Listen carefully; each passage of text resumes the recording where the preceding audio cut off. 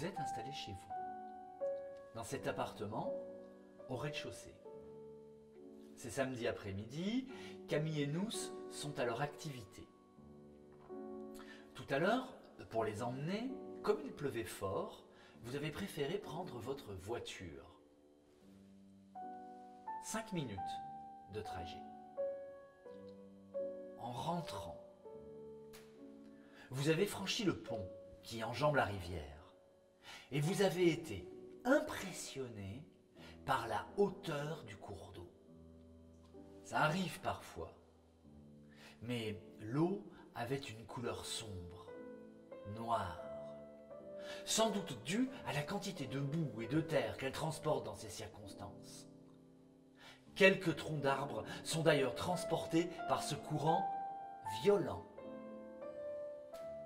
Vous êtes garé devant chez vous et pour rejoindre votre habitation, il vous a fallu courir pour éviter d'être trempé. Pendant cette courte course, vous n'avez pas réussi à éviter de nombreuses flaques d'eau. Vos pieds sont donc mouillés et vous avez froid. D'autant que malgré cette course rapide, vos vêtements aussi ont pris l'eau. Votre pantalon mouillé colle à votre peau lorsque vous franchissez le seuil de votre porte. Et maintenant, que faites-vous? Je me change. Vu que je suis trempée, je change d'habit, je me sèche. Très bien. Dans 1 heure maintenant, il faut aller chercher Camille et Nous. En revenant dans la pièce principale de votre appartement, vous regardez par la fenêtre, la pluie a encore augmenté de puissance. Devant chez vous, dans la rue, il y a une bouche d'égout.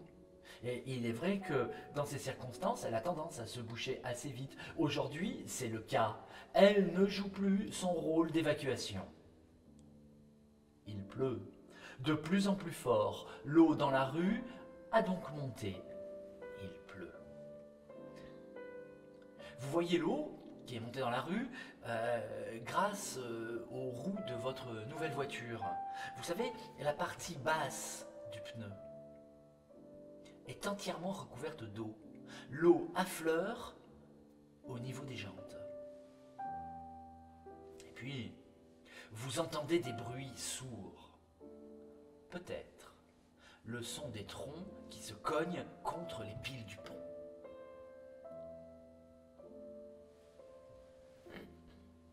Il y a Sado dans la rue. Il faut aller chercher les enfants dans 1 heure. Vous êtes chez vous. Maintenant, qu'est-ce que vous faites? Je peux pas attendre 1 heure. Je décide d'aller les chercher maintenant en voiture, tout de suite, quoi.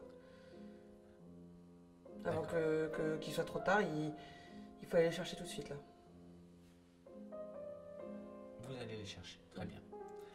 Alors, on va faire un tout petit rembobinage et nous allons imaginer que vous n'avez, avant d'aller les chercher, vous avez décidé de vous informer. D'accord? Oui. Eh bien, de quelle manière? J'aurais dû le faire avant, mais Météo France, quoi. Météo France. Ouais. Ok.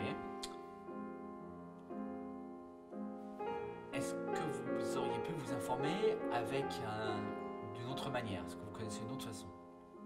Avec la radio. Ouais. Connaissez-vous la station? La fréquence? Radio locale, France Bleu, je dirais. En écoutant France Bleu, vous apprenez que toute la région est placée en risque inondation, vigilance rouge.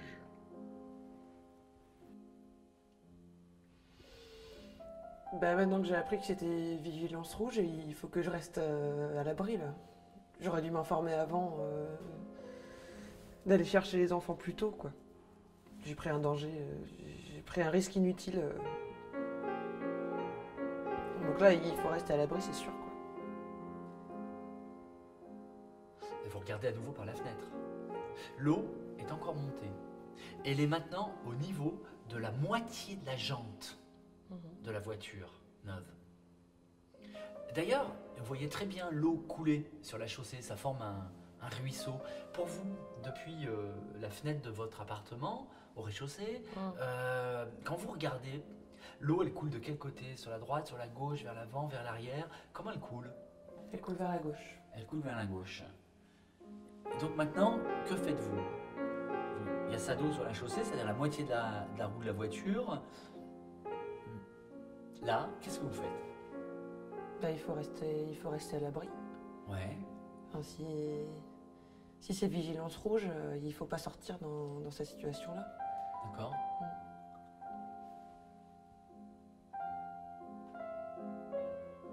Vous décidez de rester. Par la fenêtre, vous voyez que l'eau est encore montée. La pluie s'est intensifiée. Même la lumière du jour s'est atténuée. Le bruit des arbres qui se cognent contre les piles du pont est de plus en plus fréquent. Dans la rue, devant le mur de votre maison, emportée par le courant, une poubelle s'est renversée, elle déverse son contenu, et puis vous entendez derrière le bruit, le son d'un grondement, ce sont les roulements des galets et pierres au fond de la rivière. Et ce roulement d'ailleurs, ces pierres qui se frottent, dégagent dans l'air une odeur légèrement soufrée. Et là, on sonne à votre porte. C'est le voisin. Il est inquiet. Il est très inquiet. Il est trempé de la tête aux pieds. Chez lui, l'eau est déjà passée sous la porte. Attention, pas chez vous. Le temps de reprendre son souffle, de se calmer un peu, et il vous demande votre avis. Suzy, dis-moi, qu'en penses-tu? Est-ce que tu crois que l'eau peut encore monter là? J'ai bien peur que oui. Ouais. Ah oui, bien sûr. Vous pensez que l'eau peut encore monter. D'ailleurs, le temps de cette conversation, l'eau a encore grimpé de quelques centimètres. Votre voisin se décompose, il s'assoit sur une chaise. Il vous dit que sa voiture est déjà inondée. Il veut aller chercher ses enfants, qui sont dans le même bâtiment que le vôtre. Dis-moi, Suzy, c'est urgent là. On peut pas rester comme ça sans rien faire. Tu es d'accord avec moi? Ma voiture est foutue, la tienne est en état. S'il te plaît, Suzy, on y va, on va chercher les gamins. Bah non, c'est trop tard en fait. Que- Là, l'état dehors, je sors plus maintenant quoi. Suzy, c'est pas grand chose, tu sais qu'on est à seulement à 5 minutes de trajet en voiture. Ah, oui, mais non, enfin non, on va pas sortir alors qu'il y a ça dehors, enfin... C'est trop dangereux, on pourrait se faire emporter. Je m'en étais pas rendu compte avant, mais maintenant je vois qu'il faut qu'on reste à l'abri en fait maintenant. Suzy, il y a ça d'eau, il n'y a pas plus. Non, mais en fait, non. Tu vois bien la vitesse à laquelle monte l'eau.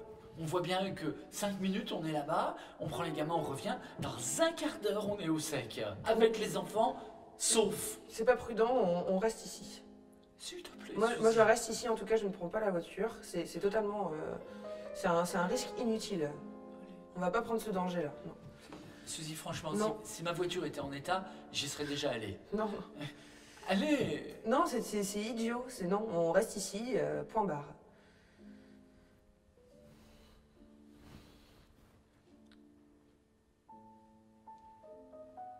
On y va. Non, on n'y va pas, non. Pour les enfants. Non, mais le personnel encadrant doit être informé sur les mesures qu'il faut suivre. Ils savent quoi faire, normalement, donc on reste ici. Là, c'est trop dangereux, je ne peux pas et je ne veux pas sortir. Ce sont des enfants, Suzy, le personnel encadrant. Ils ont 16 ans, les plus vieux, ils ont 18 ans.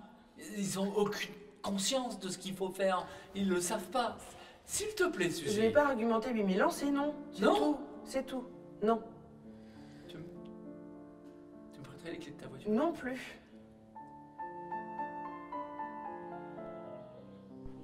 Vous avez refusé. Le voisin vous demande si vous avez votre téléphone portable. Dans l'affolement, le sien est tombé dans l'eau, il est inutilisable. Suzy, s'il te plaît, est-ce qu'au moins on peut téléphoner à la MJC pour avoir des nouvelles des enfants? Je pense que le réseau va être saturé. Mais oui, si ça peut te rassurer, je te prête le téléphone. Vous avez accepté. Hélas, vous aviez raison.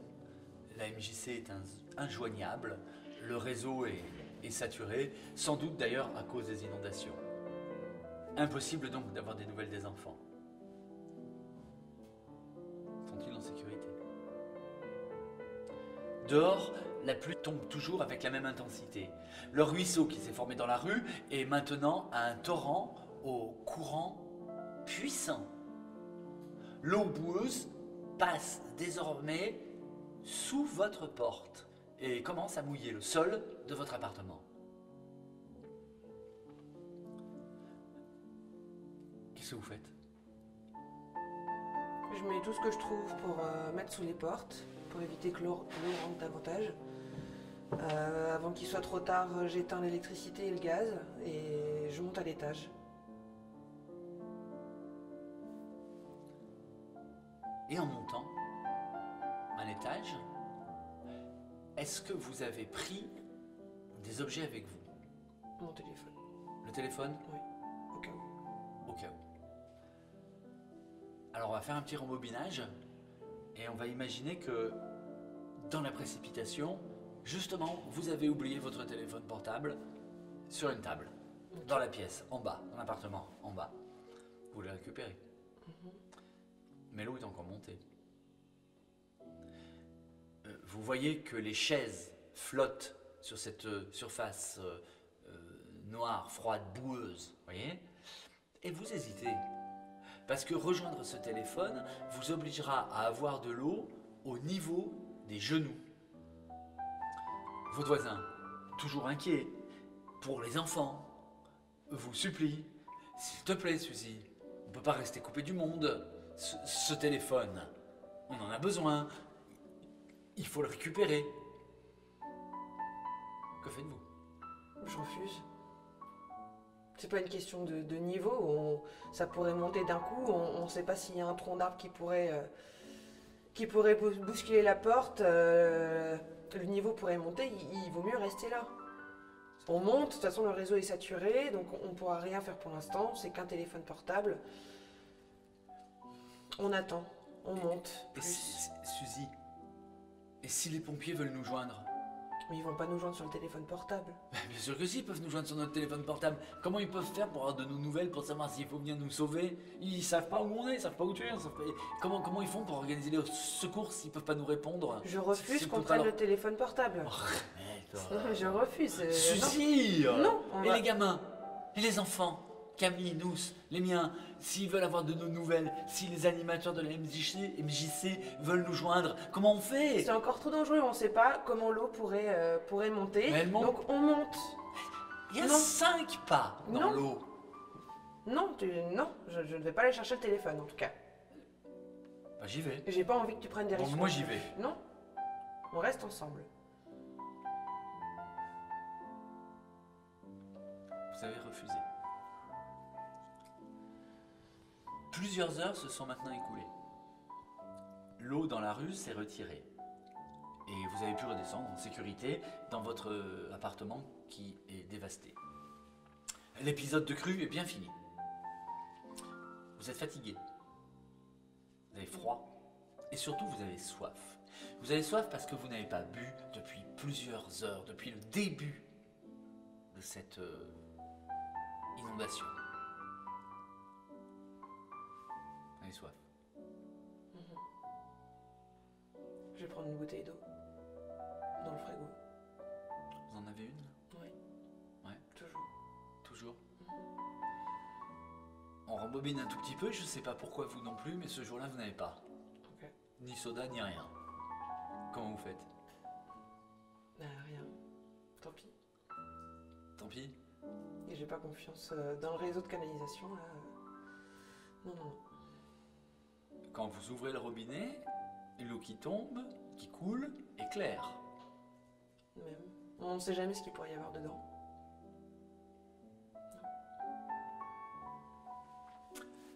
On frappe à votre porte, ce sont les pompiers. Ils viennent enfin. Ils veulent vérifier que tout va bien pour vous et surtout vous informer que vous pouvez aller chercher les enfants en sécurité à la MJC et qu'ils s'y trouvent tous sains et saufs.